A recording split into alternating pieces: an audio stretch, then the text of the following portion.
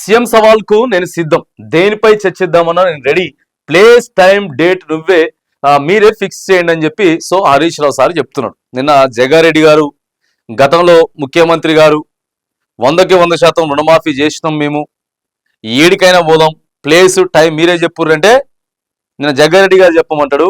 అంతకు ముందు కూడా హరీష్ రావు గారు కేటీఆర్ గారు చెప్పమని చెప్పిర్రు. సో మళ్ళీ ఇవాళ కూడా హరీష్ రావు గారు సవాల్కి ప్రతి సవాలు విసిరుకోవడం, అంటే న్యూస్ ఛానళ్ల ముందు, ప్రెస్ మీట్ల ముందు సవాలు విసిరుకోవడం. కానీ వీళ్ళు ఊళ్ళకి రారు, జనాలకి వీళ్ళు రారు, అటు వాళ్ళు రారు వీళ్ళు రారు, ఎవరో ఒకరు పోర్రి జనాలలోకి పోది లిస్టును బయటికి తీస్తున్నా కనీసం రైతన్నులకి వాళ్ళకన్నా కొద్దిగా కలిసి వచ్చి ఎవరెవరికైతే రుణమాఫీ కాలేదో అవుతుంది మీరు పోతే. అంటే సిండికేట్ రాజకీయం అన్నమాట.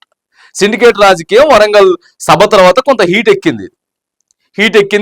సవాళ్ళకి ప్రతి సవాల్, టైం అంటే మీరు కానీ టైం వీళ్ళు చెప్పరు, ప్లేస్ చెప్పరు, ఏమి చెప్పరు, వీళ్ళు ఏమి చెప్పరు. కానీ ఇట్లా మాట్లాడుకోవడం మాత్రానికి వీటినే సిండికేట్ రాజకీయాలు, రాజకీయ లబ్ధి కోసం మాట్లాడుతున్నటువంటి మాటలు అనిపిస్తాయి. కానీ మరి ఇట్లా మాట్లాడుకోవడం వల్ల రైతులకి, ప్రజలకి ఏం అక్కడికి రాదు.